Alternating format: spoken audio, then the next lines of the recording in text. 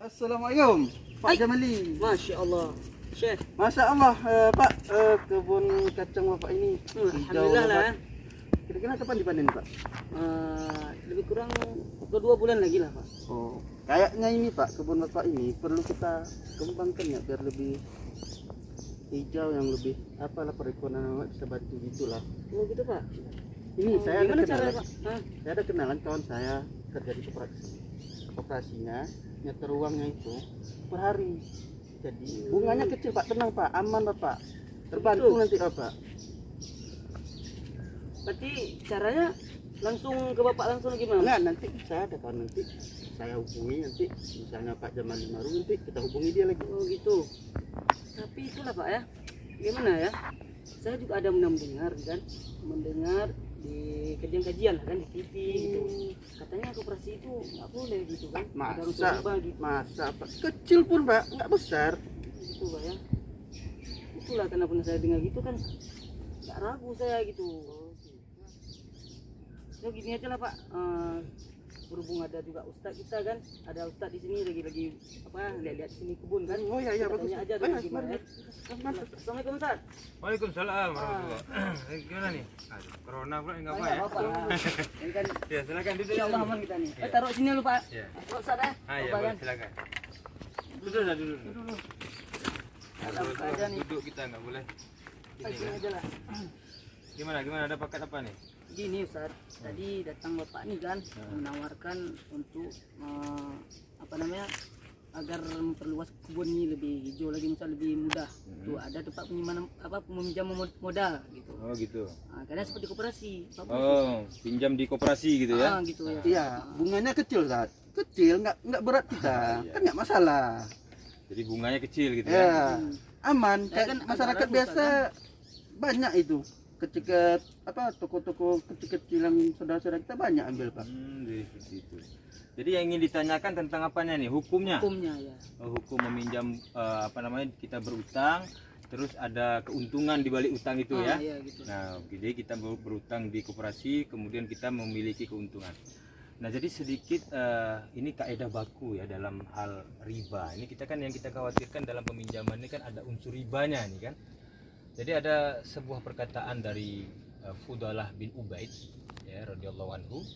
Jadi beliau mengatakan bahwasanya setiap peminjaman yang ada unsur keuntungan atau piutang yang memiliki keuntungan di dalamnya, maka keuntungan itulah yang disebut dengan riba.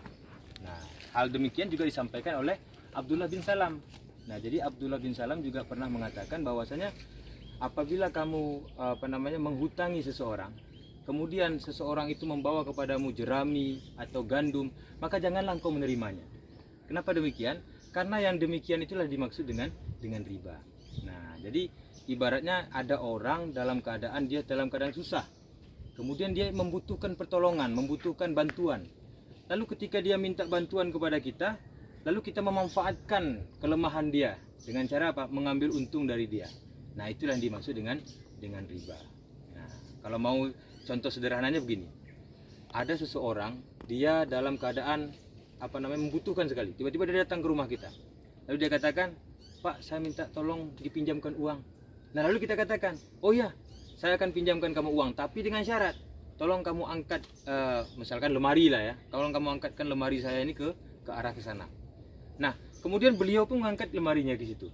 Nah, yang mengangkat lemari inilah, tenaga dia mengangkat lemari itu sudah riba dia.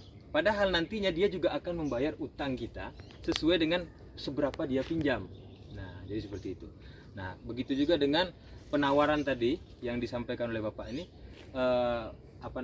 kepada bank tadi ini kan, koperasi ya. Nah, kepada koperasi tadi. Nah, ketika dia meminjam ke koperasi itu pastilah dia nanti ada semacam bunga gitu ya. Walaupun dia bunganya kecil, tapi dia tetap terhitung riba, karena dia kan ada keuntungan di situ. Nah, sebagaimana tadi dikatakan oleh Fudalah bin Ubaid tadi, setiap piutang yang di dalamnya ada keuntungan, maka keuntungan itulah termasuk daripada riba. Nah, jadi kalau bisa dihindari yang demikian. Misalnya kalau kita udah sepakat nggak masalah itu Ustaz. Misalnya ini udahlah kena sikit kita setuju sama dia, kan nggak masalah itu Ustaz ya. Itu berbeda dengan hal akad ya. Nah, jadi kalau sudah ada akad di awal, nah misalkan akad di awal tuh begini. Saya kamu membutuhkan sesuatu, ya. Saya membutuhkan sesuatu, kemudian kamu pinjam dengan saya, tapi nanti kamu balikkan di sini. Tapi sebagai bentuk saya terima kasih nanti saya akan kasih lebih, kata yang pengutang tadi. Nah, kalau yang demikian itu tidak jadi masalah. Yang tidak boleh itu kalau dia dalam keadaan terpaksa. Nah, ini kan ceritanya kan kalau dalam keadaan terpaksa. Misalkan dia minta kepada kita, minta tolong dipinjamkan utang, kemudian kita utangkan kepada dia, tapi kita yang membebankan kepada dia. Nah, itu yang tidak boleh. Nah, kalau kita pinjam ke koperasi kan yang membebankan kita siapa? Orang koperasi kan? Nah, kita kan tidak. Nah, jadi demikian. Jadi yang dimaksud dengan riba tadi itu adalah ketika orang itu mengutangkan kita demi keuntungan dia, maka itulah yang dimaksud dengan riba. Sama halnya seperti ada orang dia anggota koperasi, kemudian dia meminta pinjaman. Pinjaman ini diajukan 15 juta misalkan, tapi yang dikasihnya 10 juta. 5 juta lagi apa? Yaitu barang-barang yang ada di koperasi tersebut. Nah, dalam bentuk apa? Dalam bentuk barang. Berarti kan dia menjual barangnya secara paksa, nah seperti itu. Dan orang ini mau tidak mau dia harus mengambil. Kenapa? Karena dia butuh. Nah, jadi ketika dia berutang dan ada keuntungan di dalam utang itu, itulah yang dimaksud dengan riba tadi. Walaupun diakal-akali tidak bisa. Nah, karena hukum syariat sudah demikian. Gitu. Kalau ini Ustaz, kalau seperti saya ini yang menawarkan, saya kena juga nanti dosanya. Ya jelas lah. Setiap yang ada bekerja sama dengan hal yang mengandung unsur riba, kemudian mengajak, bahkan sampai tim keamanan di situ, berarti kan dia menjaga keamanan untuk suksesnya berjalan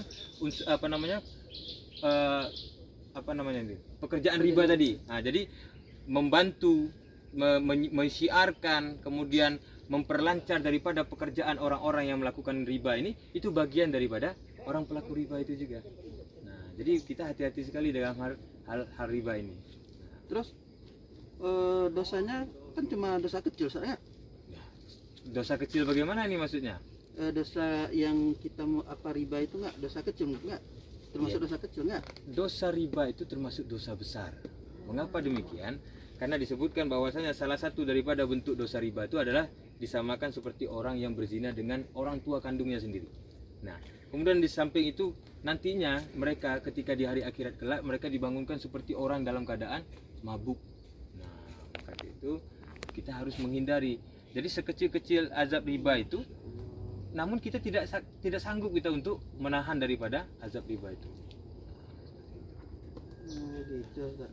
Jadi Pak, saya minta maaf, saya kan belum tahu Pak. Jadi saya nggak ikut-ikutan lagi Pak. Saya takut juga karena dosa besar Pak. Jadi kalau bisa dihindarilah yang riba-riba tersebut kan, supaya kita cari aja yang halal. Allah Subhanahu wa taala sudah menyediakan lahan kita untuk mencari hal-hal yang halal. Kenapa kita harus terjun ke hal yang diharamkan oleh Allah Subhanahu wa taala? Semoga Allah Subhanahu wa taala semoga Allah Subhanahu wa taala memberkahi segala usaha kita dan menjauhkan kita dari segala dosa-dosa yang dapat mengundang kita ke dalam azabnya Allah Subhanahu wa taala. Terima kasih Pak Ustaz. Oke. Saya baru tahu aja. Iya, sama-sama. Maaf Pak. Ya, Saya pamit dulu Pak ya. Oke. Assalamualaikum. Waalaikumsalam.